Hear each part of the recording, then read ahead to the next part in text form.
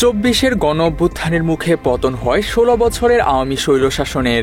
অন্তর্বর্তী সরকার এক প্রজ্ঞাপনের মাধ্যমে বিচারের আগ পর্যন্ত আওয়ামী লীগের সব কার্যক্রম নিষিদ্ধ করেছে।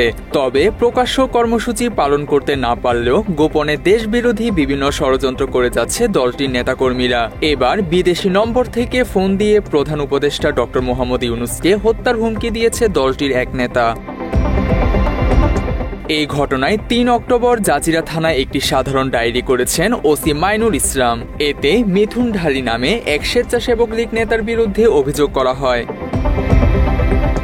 অভিযুক্ত মিথুন ঢালী রাজধানীর তেজগাঁও কলেজ ছাত্রলীগের সাবেক সাধারণ সম্পাদক। পরে দায়িত্ব পান ঢাকা মহানগর উত্তরের স্বেচ্ছাসেবক লীগ সাধারণ সম্পাদকের।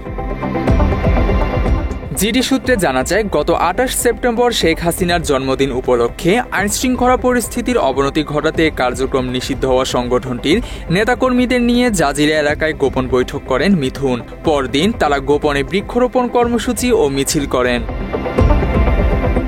বিষয়টি জানতে পেরে পুলিশ অভিযান চালালে মিথুন উপজেলার কুণ্ডেরচর এলাকার ফিরোজ খার বাড়িতে অবস্থান নেন। পরে সেখানে পুনরায় অভিযান চালানো হলে মাইকে ঘোষণা দিয়ে আওয়ামী লীগের নেতাকর্মীরা পুলিশের উপর হামলার চেষ্টা করে এবং কৌশলে পালিয়ে যায়। মাত্র ৩০% টাকায় জমির মালিক হয়ে নতুন বাংলাদেশের গড়ে তোলার স্বপ্ন দেখা বাংলা বসতি।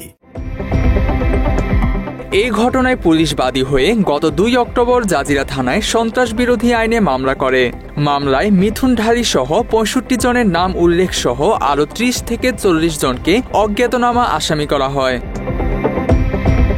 এতে ক্ষিপ্ত হয়ে শুক্রবার দুপুরে একটি বিদেশি নম্বর থেকে জাজিরা থানার ওসি মাইনুল ইসলামকে ফোন করেন মিথুন।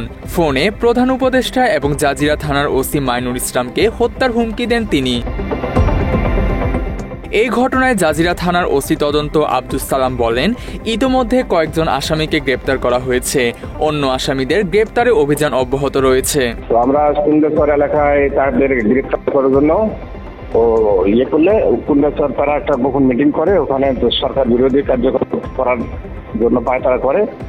আমরা ওখানে অভিযান করতে গেলে আমাদের অফিসাররা ছিলেন, ছাত্র সব সহ ছিল, ওই সব আমরা অভিযান করতে গেলে ওখান থেকে সে আমাদের উপর আক্রমণ করার চেষ্টা করে, এক পর্যায়ে সে পালিয়ে যায়। এই সংক্রান্ত আমাদের থানায় একটা মামলা হয়েছে, সন্ত্রাস বিরোধী আইনে মামলা হয়েছে।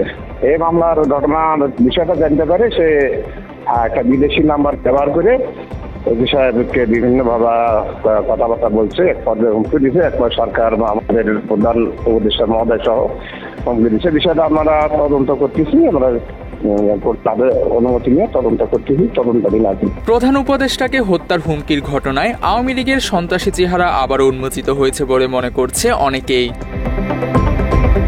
তানজিম হাসান, বাংলা এডিশন।